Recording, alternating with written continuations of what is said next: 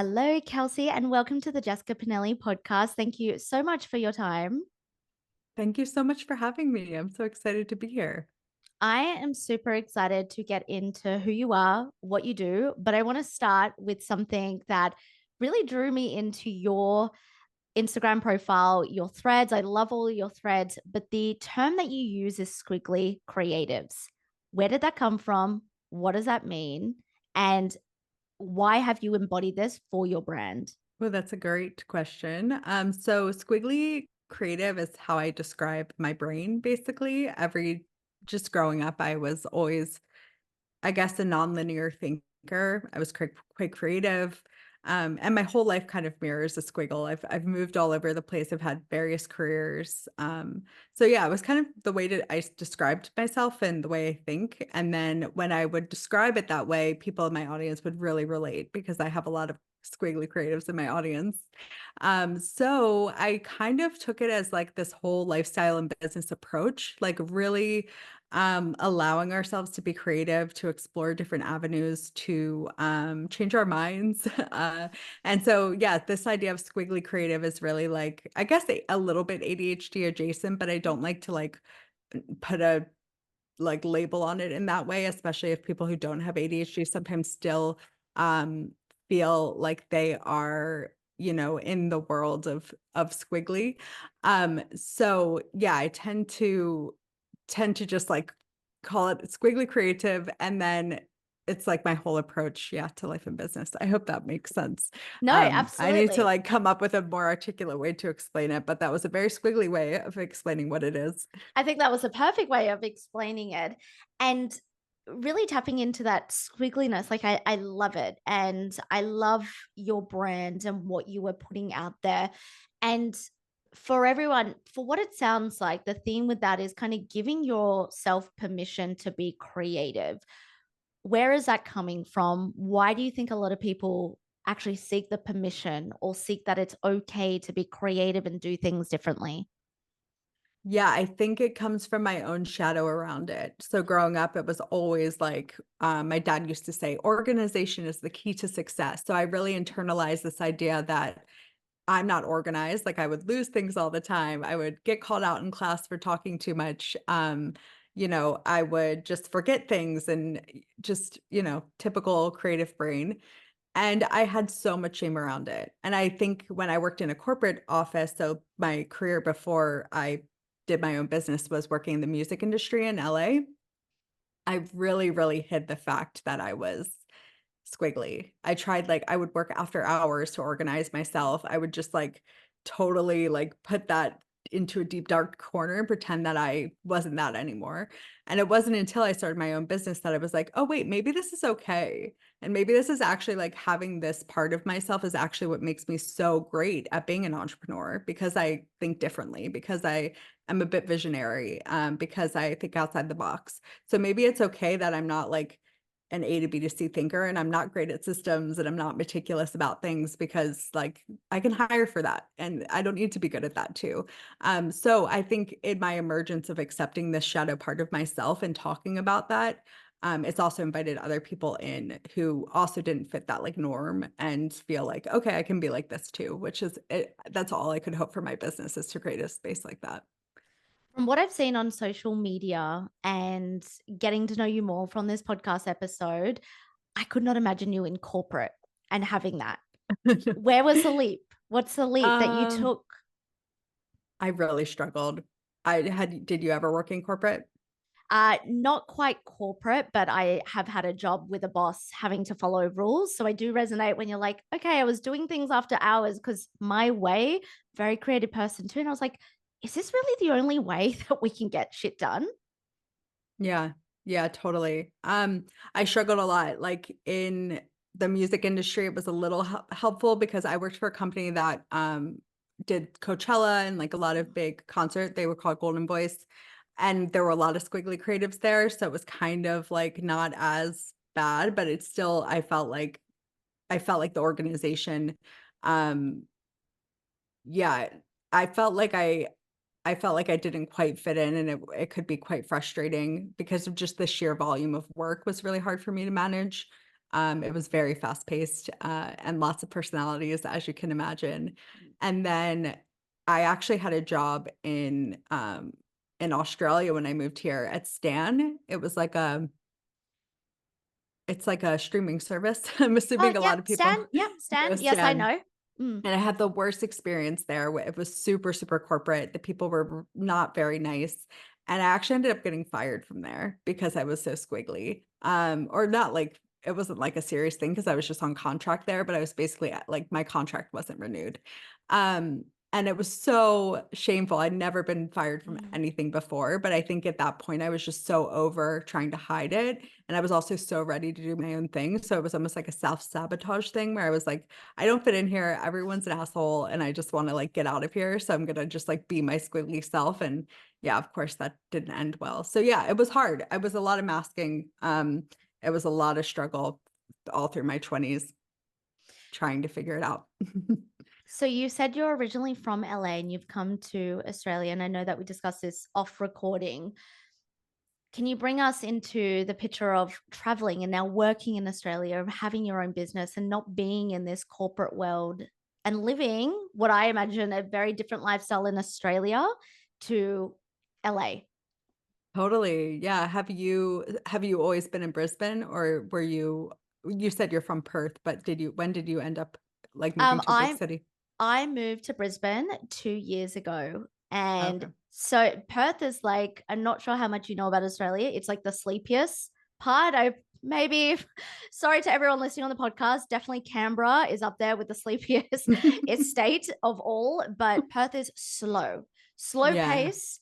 And I've lived in Sydney for little bits and pieces and have experienced Newcastle before. So it's a lot different. So I just really want to Mhm. get the switch that you've had from going from that fast-paced life to where we are in Australia now, and also how you found your place with Australians. Yeah. Okay. So my husband's Australian. We met in LA when I was in college at a bar. We were both ordering drinks at the same time at a bag raider show. It was very Australian. And we got married and we lived in LA for a while together. And then I always kind of had the hankering to come to Australia. I just always thought it seemed cool. And I've always been quite adventurous. And I love the music scene in Australia. And at the time I was working in music and I was like, gotta go to Australia. Like speaking of Perth, like Tame Impala, I just feel like Mm. Perth has the coolest music. So that was the original desire. And then in 2018, we moved here, stayed here, but through the pandemic, wanted to go back to the US because I'd had a baby and then moved back. So basically, when I moved back to Australia or the States, LA, after living in Australia, I found it really difficult. Just lifestyle wise, I don't think you can beat Australia, period. I think it is the best work-life balance. I think it is the healthiest I've ever been, is always here. The sunshine, the people, I just love it. You do give up a little bit of that hustly bustly and that like kind of, you know, networking, I guess, energy, for lack of a better word, of LA. But as a mom, especially, it's just been amazing. The people of Australia are amazing. Yeah. Honestly, I'm like having a love affair with it right now. So I really can't say much bad stuff about it. But yeah, it's a different lifestyle. I don't know if you find this, but sometimes I'm kind of like the time difference is really hard. I feel like I'm like on a weird time situation all the time. I'm just like everyone is in this other time zone, so I'm finding that a hard juggle with just like again squiggly, right? Like I'm like, Mm. what time is it? Oh God, I'm like, yeah, I'm just trying to adjust my schedule basically to not have a lot of calls. I think I saw something on your story. Maybe it was a thread of you saying that the different time zones that you're working with. And I resonate. Some of my clients are in the States, some of my clients are in UK, and then you've got 100 different time zones in Australia as well. So Yeah. it's a little bit crazy. I want to go back to what you said about the balance of work and life in Australia, because I Hmm. think Australians, myself included, take this for granted. I think that we still live in a very chaotic go, go, go, let's hustle, bustle, let's get shit done mentality. But every time I speak to someone that's been from the States or the UK, they say the same thing. Australia has got it good with the balance. What is that perspective from your point of view? Oh, it's just like the whole integration of lifestyle that happens on a daily basis. It's like I wake up and I go to Pilates and I can walk there from where I live. And then I can like take the little tram to go for a quick swim. And then I come home and do some work. And then maybe I walk to the coffee shop or there's just this like work life integration, maybe is a better way to put it, where I just feel like everything flows so much easier. Everything in America feels difficult. It comes either with like, you know, an admission fee or like a lot of traffic or a lot of riffraff, for lack of a better word, at least in LA, that's my experience. So even just like leaving the house felt like a really big effort every single day. And so yeah, it's really that feeling of the just this like beautiful integration between the two, especially being a parent, like it's just so wonderful to have the beach so close and yeah, yeah, I guess that's all it is. It's just this like this lifestyle first, nervous system first kind of energy Mm. that people are living with. Do you feel that this has helped you build the business that you currently have? Totally. Yeah, I don't know if you can relate to this, but I feel like when I started my business, it was just so overwhelming. I didn't like know where to start. I didn't know where my clients were coming from. I'm now in year 4. And I just feel like I've really hit a stride with it. Just like I feel like I'm at a great place financially. Clients are amazing. Love my offers, which took me a really long time to kind of sort out the best offers for my expertise. So it really has. Yeah, definitely. Let's go into that because I have a lot of business owners who listen to the podcast, sorting out your offers, looking at your product suite, kind of deciding what's the best thing for you to do. How have you created this? It seems like you've found a, in quotation marks, balance of what works well for you that also brings in the money and that you're also happy to show up every single day in your business. Yeah, it's so evolving, you know? I just think like we have this vibe of, oh, you have to figure out your offers and then they're set in stone and that's what you do forever. And in my experience, it's been so different from that. Like every year almost feels like a new chapter of things that I want to explore and things I want to prune back. So, you know, my first year of business, I was doing website and brand design. That was like my first kind of thing. And it was very done for you and then I kind of transitioned to doing some programs, and now it's very much like all scalable services. And I love this iteration of my business, but I don't know if it's going to be like that forever. And that's why I always say, like, grow a brand around your point of view and around your personality, because then you can have the room, especially if you're squiggly and you tend to kind of change your mind and want to explore new things, you have the room to do that and your audience will come with you. Like a lot of people have been following me for 4 years and they're still in my orbit because I haven't changed and my point of view hasn't changed. Just the offers have changed. So like I never say build your entire brand around like I'm a coach who does XYZ because maybe you'll want to explore something different, but you'll want to keep that same brand. Does that make sense? Absolutely. Where do you start with building a personal brand? What would Yeah. you say to the listeners?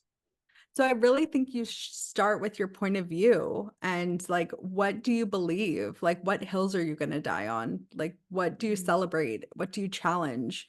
Um, you know, what are the popular beliefs in the industry and how do you think differently? I honestly think it's all around that. So um a lot of people don't really have opinions or think critically about what they believe in or what they think. They just take things at face value or they build their whole brand around their skill set. And it's like, that's not a point of view. That's like, and anyone could learn how to do Adobe tools, like to varying talent levels. Um, you know, what is that transformation that you take your clients through? Like, who are they on the other end of it? And why are you the person that is like perfect to create that? Not perfect, maybe that's not the right word, but why are you the person to create that transformation? I think is a great question. And I would journal on that. You have a very strong personal brand voice on Threads. You also do on Mm, Instagram, but I particularly notice on Threads, and I love it. It's one of the strongest personal brand voices I've come across in a long time. thank you. Where did you find that strength to be that strong in your voice and to, I love what you said, to have an opinion and a point of view and die on that hill? Yeah. Ooh, I think I've always been outspoken. My parents used to say like I would put my foot in my mouth a lot. And I probably still do. But I think, you develop confidence through practice, right? It's like I didn't come out being like, "This is what I believe," but the more I share and the more I find my people, the more confidence I would build through and evidence, right? So, like, if I, work with someone and I find this method really works, like, I'm gonna share my point of view around that because I've had the evidence that it actually is the way that I believe, I'm not just, like, throwing random stuff out there. I also think journaling helps a lot. Do you do, like, morning pages or anything like that? I do, Yeah. definitely, and I agree with that as well. I feel being able to get your thoughts out, being able to understand who you are, connect who you are, because it's crazy, isn't it, that a lot of business owners, or even if you're not a business owner and you're listening and you're in corporate, don't actually know who they are, don't actually know what their voice is or what they stand for. And I know that when I started on my own journey before I became a business owner, there were many times where I was like, who actually am I? What are these beliefs in my head mine? Is this what Yeah, I critical actually thinking. stand for? Yeah, Yeah. absolutely. And I think it's incredible to see people be able to step into that. However, in saying that, on the flip side, notice that a lot of people, especially online business owners, are shying away from being able to use their voice and not be so vanilla in the industry. What are your thoughts on that?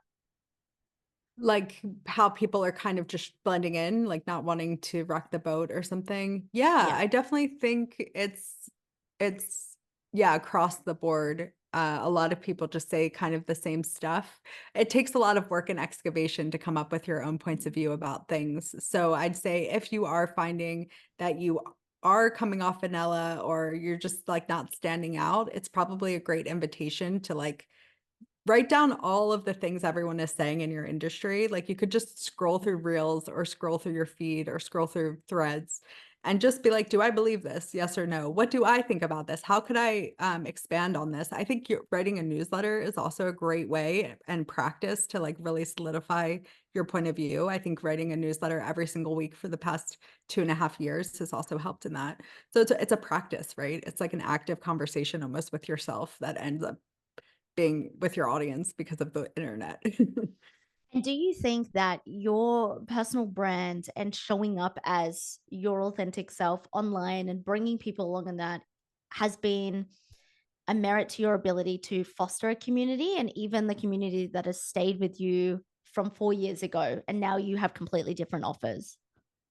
Yeah, so I think for sure, and that's something that I didn't know I was good at. I don't know that like, growing my own brand has been such a lesson in getting to know myself and my skills of what I'm good at because I was never the person that was like leading in the office. I was never like the cool kid on the playground.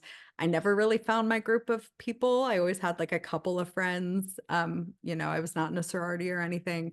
So finding that community online has been such a gift, like really finding my creative community. And it's honestly just been through being unapologetically myself. Yeah, the more I lean into that and the more I like share the shadow side, I think a lot of people come off vanilla because they're not being authentic. I think coaches especially, like they'll only want to show the good parts. They want to Mhm. show the Stripe screenshots and the sold out launches and the five-figure, six-figure, whatever. It's like that's so not relatable. Mhm. Like, tell me about the failed launches. Tell me about, like, the month that you barely broke even. Like, that is what's gonna build trust with me, not you, like, being inauthentically showing me screenshots of something with no context. I think we're having a lot more of those conversations. You've probably realized over on threads. I feel like it's Yeah. definitely this place where business owners, creatives have come to open up and be very honest to how we're feeling. And I hope this is kind of a transition into the years of business where we become more community based, where there is more transparency. I saw a thread, I think 2 nights ago, and someone said, that they finished paying off an investment. The payment plan was about a year, and they didn't resonate anything because what they were sold on was completely different. The coach was Yeah. completely different. And I was really thinking about that. And I was like, it's happening so much. I'm seeing this so frequently, people buying into these coaches, these mentors, these creatives, and they're nothing like what they show online. Why do you think that there is so much of that happening? I think because it works, like, honestly, Mm, it does kind of work, or it has for a while. Maybe you're right that the mm, tide is shifting. I think it probably is, and it's not working so well anymore, but I've fallen victim to that. Like, my first coach, one of my first coaches was totally talking about, like, quantum leaping and, like, all kinds of stuff that I didn't even know what that meant, and I was like, "Okay, that sounds amazing. I just, like, need money, so, like, hire me," right? So I think it preys on, like, people who need money, people who are probably very vulnerable. They see someone making it super easy, and they're just like, "I just need to do exactly what that person's doing," right? So, so yeah, I think because it sells for them is probably why but I don't think it builds community. I don't think it builds long-term relationships, and I think we're really entering this era where, like, that is what you need to be focusing on rather than these, like, frantic, quick sales. What about you? Yes, the quick wins, I completely agree, and I was just thinking, I think that you have a great blend of sharing your wins, but also being very transparent about what's not working, and I would love to see more coaches coming into that era of sharing. It doesn't mean you need to share every element of your life and every single failure and every single win, but I agree. I think it definitely has worked and it still is working to a degree for coaches and mentors and creatives to share these quick wins, these Stripe screenshots. But I think it's tired. I think people are getting tired of it. I think people are realizing, like you said, it's not community based, it's not relationship based. You may put them on a pedestal, but quickly realize that it's not actually an investment of your time and energy that is going to be worthwhile. Yeah, exactly. I think that's the main thing is, like, it's there's no longevity to it, right? So if Mm. it requires the coach therefore to, like, constantly kind of, bamboozle new people into thinking that they're the solution, and that's exhausting if you're a coach too, to just, like, constantly be finding new people in your audience, and then your audience isn't engaging, and maybe then you have to pay for Facebook ads and stuff, which are becoming increasingly expensive. So if you're looking for, like, a sustainable business, the best thing you can do is, like, really focus on that community growth, and yeah, that will require you to probably be really real and vulnerable, and people will love you more for it. Like, no one's like, "Oh, I don't wanna hire you because I don't wanna take your launch program because you had a failed launch one time." They're just like, "Oh, great, you'll bring those lessons too." So I think it's also accepting ourselves that, like, we're not perfect. Like, I think there's so many coaches that just, like, they've almost, like, bought into this, like, godlike version of themselves, right? And to me, there's just no hierarchy. It's like everyone's on the same level. Like, I can learn just as much from people who come into my programs as they do from me. Absolutely. I want to shift gears a little bit. I remember seeing a thread you posted a couple weeks ago that someone copied your branding. Mm. And I saw the responses, I saw that blew up a little bit. When that happened, what was the first initial feeling?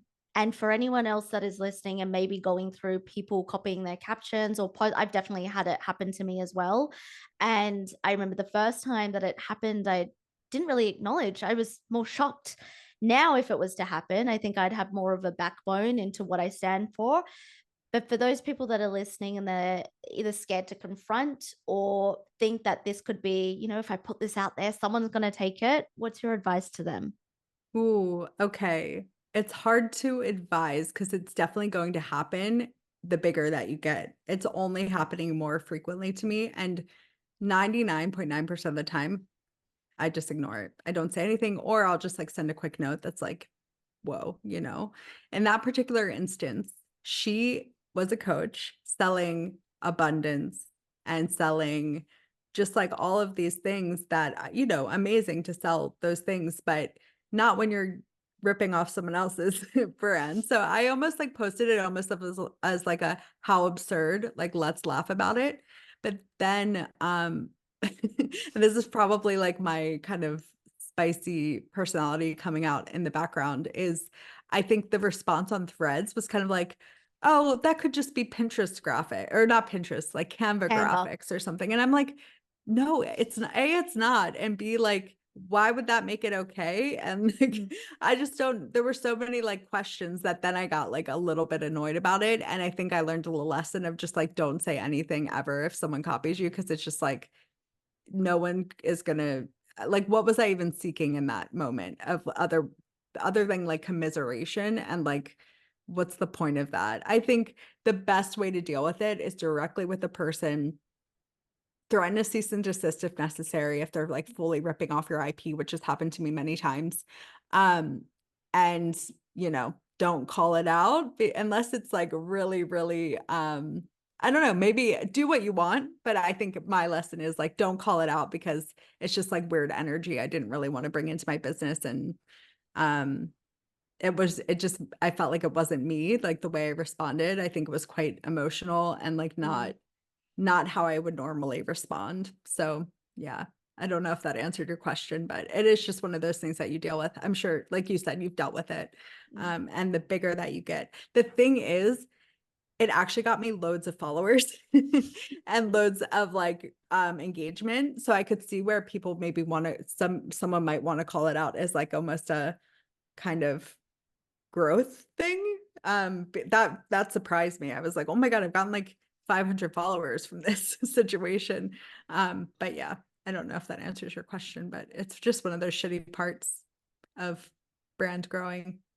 Yeah. That and like negative feedback, like Mm. people being mean online, I think is another thing I've experienced a little bit recently. And I'm like, I don't know if my nervous system is ready for this. But then I'm like thinking about all the people I look up to, all the people have been successful in coaching or creator brands, and they all have like Reddit threads like longer than a CVS receipt about them. And you're just like, what can you do?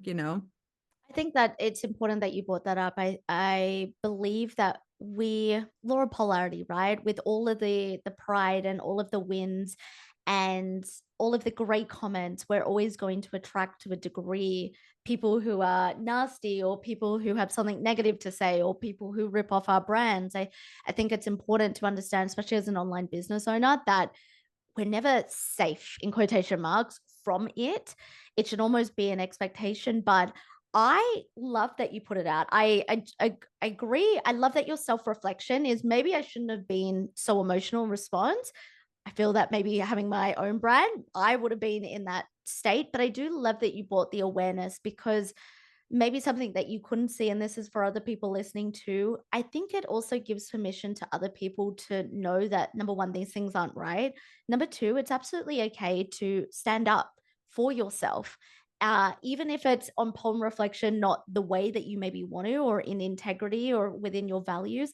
I think it's important as online business owners. There's been many, many times where I haven't stood up for myself or I haven't wanted to have an opinion because the majority didn't agree with me and I was too scared. And I think as we find our voice, and this goes back exactly what we said about our personal brand, so you find your voice as you get rooted in who you really are and the hill you're going to die on. I think it's great character building.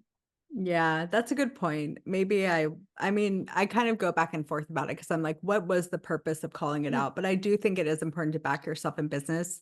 And again, all the people I admire, in addition to getting a lot of hate because they're brave and they're putting themselves out there, also have really strong opinions and will call a spade a spade. And I think that that's, you know, uh, yeah, just a something I admire about people that I admire. So, yeah, it's definitely just, I think for all the crappy parts about brand building, and there's many, right? There's people that say bad things. There's just social media and the algorithm and all the things that are stressful.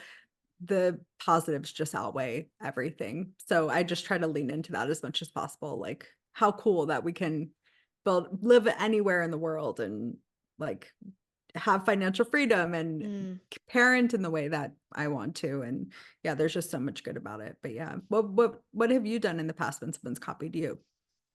When it first started to happen in my business, when I first became a business owner in 2019, I would dismiss it. I would kind of be in this like shock and almost like just so surprised. Like, what? This is, you've literally copied and pasted my caption. You haven't even changed one word. Now, in the recent time, it hasn't happened recently. I think as recent as maybe middle of last year, someone was actually taking my post and my captions and just putting them on their page. I don't even know how I found it, to be honest. It might have come up in my explore feed. And I just sent her a message. And I said, "Hey, this is very familiar to this post." And I sent my own post. I understand nothing is original and we all get inspiration, but I would really appreciate if you just use it as inspiration and you don't copy and paste. And Right, she there's a just, difference. yeah. And she just blocked me. So I was like, Yeah, okay. And I'm that's sure I'm usually still how it blocked. goes. Yeah. And, and I put myself in their perspective, because number one, they probably don't expect to ever be caught. Number two, there's Mm, probably a lot of shame and self-judgment that they're going through. Like, fuck, I've been caught. Maybe I can't be inspired. Maybe I'm not good at what I do. So yes, there is a degree where I understand, but I'm also like the stronger part of me, as I said, is like, no, you know what? This is my caption that I spent time writing. This is my post that I spent time creating and being able to do it. And it's easier than ever now to create your own posts. I mean, don't copy, go use ChatGPT if you have no inspiration. So that's yeah. my perspective on it now. And I think having a conversation, being able to bring it into the awareness, I think I liked that you did it was in regards to your brand colors and your brand fonts. And I did see so many comments like, oh, that could just be Canva. I know nothing about, creating your own brand colors and it's clearly, I can tell it's not Canva. And I'm like, Mhm, you can tell this is something that has been done for you. And I think it's just important to show people that no, this is really truly my IP. And mhm, yeah, there can be similar colors, but this is truly mine. And I don't think that's okay. So I think it's important for business owners to be able to back themselves, but do it in a way. I was going to say appropriate way. What is the appropriate way? Whether it's a DM, whether it's a post, whether it's doing an Instagram live about it, there is no appropriate way. But what feels good to you? And like you said, it's like, what's my reason behind this? I think when I sent the mhm, DM middle of last year, my reasoning was I just want to understand, how come you have just copied everything? You've screenshotted and you've posted. You couldn't even go on Canva and just like make a different design. And so I think it's a little bit of the ego, right? Where like, I've mhm. created this, this is mine. Why are you taking what's mine? Yeah, definitely. I think it feels so, when you build a personal brand, it feels so personal. Mm, So the fact that someone can just like copy and paste and then like sell it as if I think it was for this particular person, the fact that they were selling a program on yeah. like manifestation and abundance and all this stuff where I was like, but you're stealing.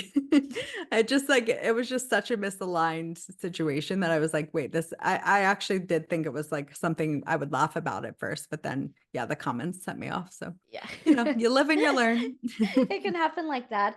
Yeah. You're a mother and you run a business. How is Yeah. entrepreneurship and being a mother? I have a lot of mother Ooh. clients, a lot of mother listeners who also want to move into being an entrepreneur and starting a business, but it's always that fear of, oh, can I handle both identities?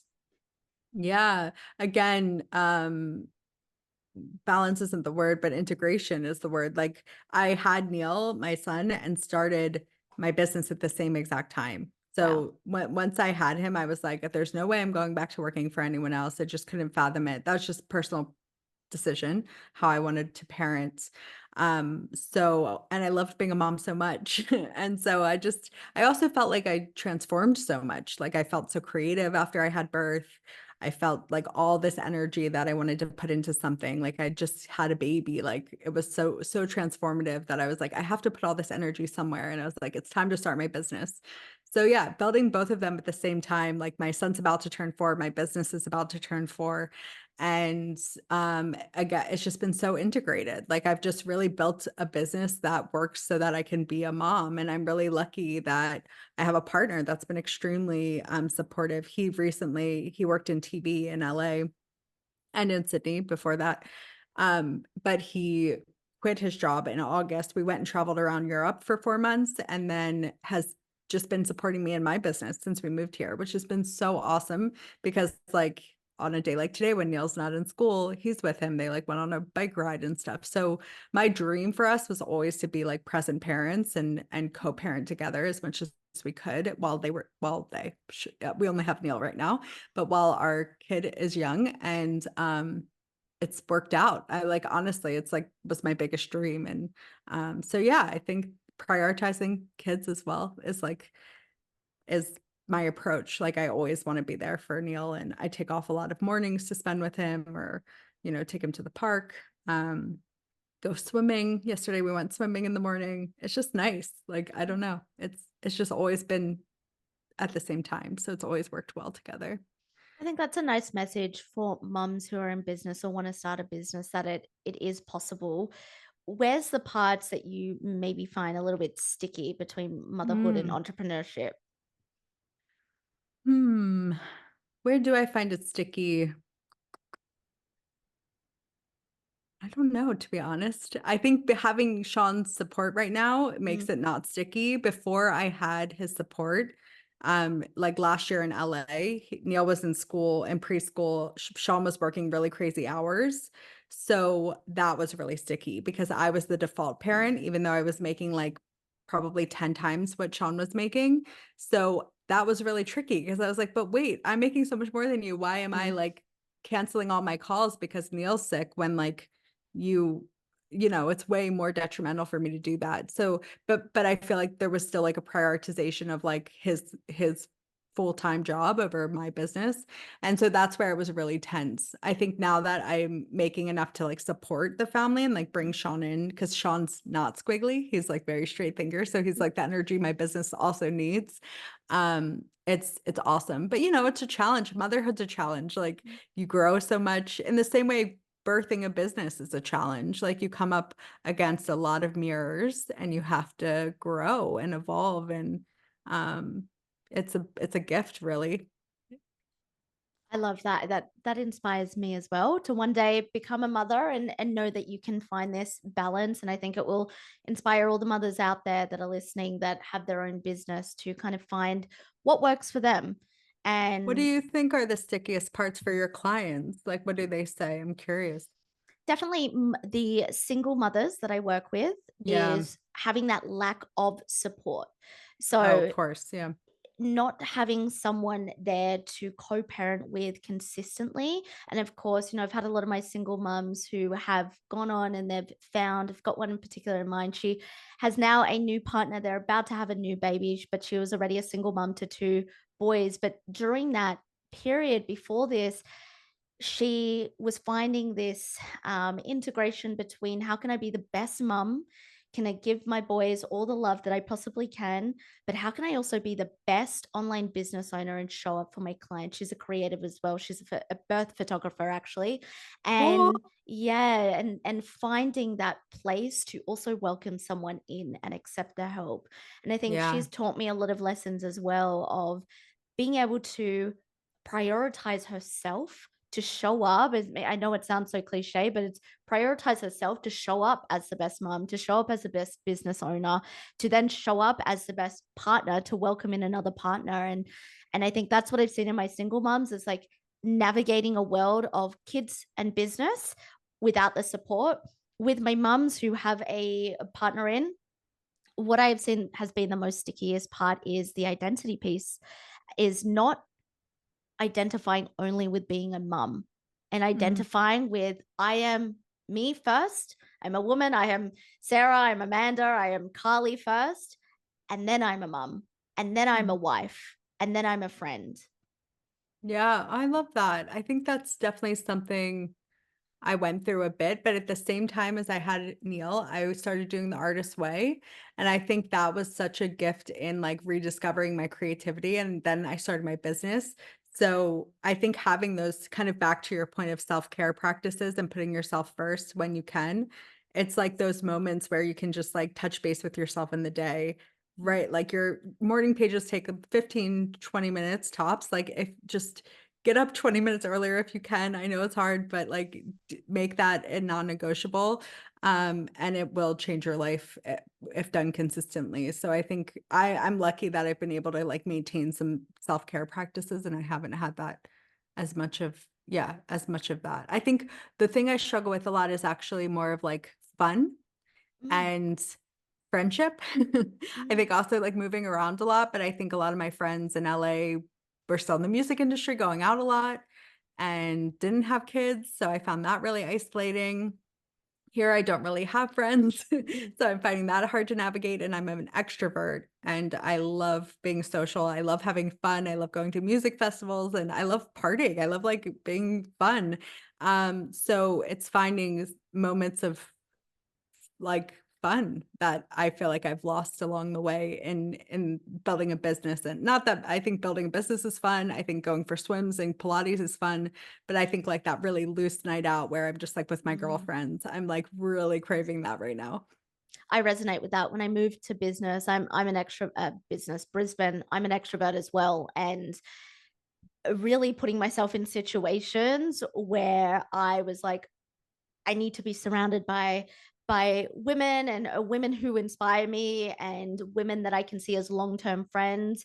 And it was hard at the start and it was isolating when I first moved. And as much as I love my partner and spending time, I agree with you. I also need those nights out with my girlfriends. And I think that was one thing that I really threw myself into. Admittedly, could probably now I think I went through a period where I was trying hard and I'm like, all right, now back to business. I want to focus on the season of business. I think I'm like getting back into the period where I'm like, all right, I want to spend some more time in my interpersonal relationships. And Hmm. even being able to, like, one of the reasons why I put out that thread to do podcast interviews, because I was like, I can connect with people in a different way. I don't just have to be in Brisbane in person. And you Yeah. are I think in the past 2.5 weeks, my 15th interview. Oh my And goodness. it's been incredible, though. It's been to hear different perspectives, to connect with like minded women, and to Cool. have these conversations. Because I think sometimes that we can make friends in real life, but we don't know what we're always going to get, especially if we're at a networking event or we meet at a social gathering. But with all the women that I've come on to and, I've obviously stalked everyone's socials a little bit, gotten to know them, it's, that you're kind of on this same vibration. You, to Hmm. a degree, have these same ideas and outlooks on life. So that was one of the big reasons as well. I love that you brought that up, that I wanted to do this, because I just thought, hey, social media, it served me so much. Why can't it serve me even more and really bring more into connection? Yeah, totally. That's awesome. You should do like a retreat with people in Australia. I feel like I'm trying to find things like that as well. Like Mm. people who are business owners, similar wavelength, but like a place that we can all gather, you know? That is a synchronicity, because today, funnily enough, I was thinking about that and I was thinking of hosting, like, this is the first time I voiced this actually, hosting dinner parties or something in Brisbane with like-minded women, and doing Amazing. something around Australia. So maybe that's a synchronicity. But Yes. I think it's so important to find that fun and to have fun. And if you're ever in Brisbane or if I'm ever in Newcastle, just send me a DM, because I Yes. completely resonate with that. But thank you so much. We have spoken about so many different things on this episode. I think we've covered a lot of different things. It's been very insightful. And Good. when I end the podcast, I have a list of questions that are completely random, and I choose from one. And I was kind of thinking while you were speaking, what would I love to ask you? And I think that I'm going to go with okay. If your story could inspire a fictional character in a book or a movie, what genre would it be and what kind of character would you envision? Ooh, that's such a good question. I feel like these need to be at your dinner party. You know Mm, how like every dinner party has a little like like, yeah. icebreaker question?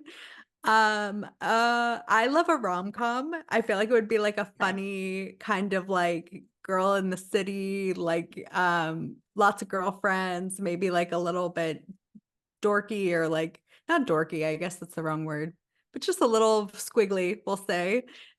Gets into all kinds of shenanigans and then like ends up with yeah, a great life at the end. Some kind of like, even though everything went wrong or like lots of squiggly things happened, at the end she like got everything she wanted and Mm. and helped out a lot of people along the way, and like was a good person, I don't know if that answers the question, but I'm picturing like, um, who am I picturing? I just watched a rom-com called Love at First Flight on Netflix. Have you seen it? No, I haven't seen it. I love a rom-com, so maybe I'll put it on my to watch list. It's so cheesy. I'm like Okay. laughing even thinking about it because I'm like, it was so bad, but I like loved it. I love But those. like the girl in that, she was like the girl from Flying Lotus. She's like a little bit Mm. hipster, like a little bit like right of center, or left of center rather. Yeah, someone like her. I see. I get the vision. I love that answer. And I'll put that on my to watch list as well.